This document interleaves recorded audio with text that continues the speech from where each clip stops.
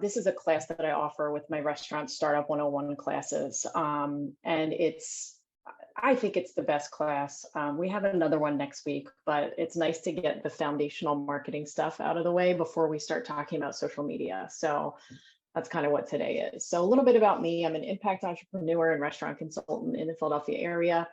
I went to Drexel University for business, and after 2 layoffs, I co-founded Mugshots Coffee House, which grew to 2.2 million in revenue with more than 50 employees.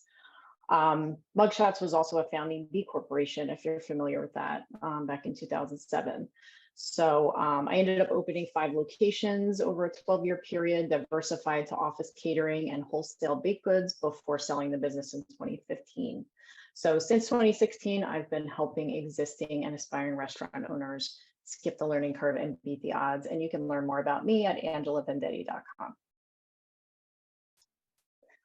All right, so learning objectives for today. By the end of today's class, you'll be able to identify your target market, state your unique value proposition, price your menu effectively, and increase sales up to 16% through menu engineering. So we're going to cover a lot of the menu engineering today.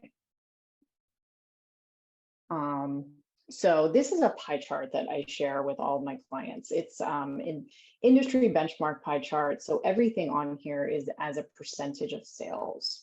The 2 biggest costs that we talk about in Restaurant Startup 101 is your food and beverage, your cost of goods sold, and your labor, admin, benefits costs, which should be maintained collectively under 65%, and that is for a target net profit margin of about 7%.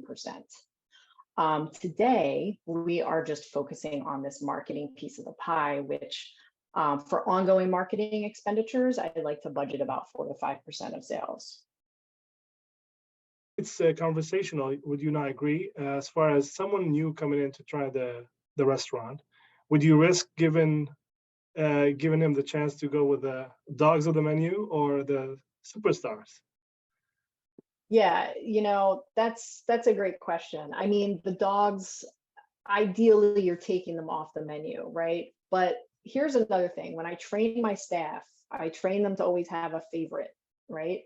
And if they don't have don't you hate like a server that's like, oh, I don't eat meat, so I haven't tried anything, right? Or everything's good, right? Yeah. Like, you better know what's popular at the very least. Like, oh, this is really popular. That's, I've tried this. This is really, really good, right? That way you've got, if people are like wanting a recommendation, you've got somebody, trained staff that are pointing them in the right direction. But if you've got something that really isn't good, right? Like some of those dogs are not popular just because they're special, right? They're gluten-free or they're vegan, right? But they should still be good, right? You still want to make sure you're getting a good review on those items.